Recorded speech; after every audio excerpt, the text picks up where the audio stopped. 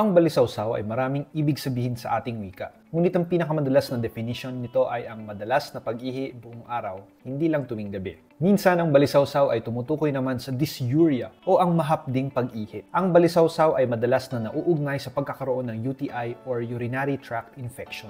Ang pagpasok ng bakterya sa daluyan ng ihi papunta sa pantog ay nagdudulot ng irritation.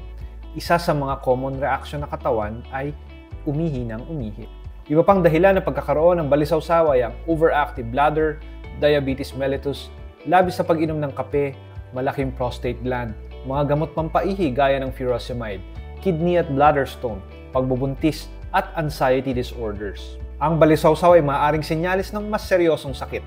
Magpatingin agad sa doktor kung nakakaranas ng mga sumusunod na sintomas o senyales kasabay ng balisawsaw. Dugo sa ihi, pananakit ng tagiliran o puson o singit, hirap sa pag-ihi o konti ang lumalabas na ihi at lagnat.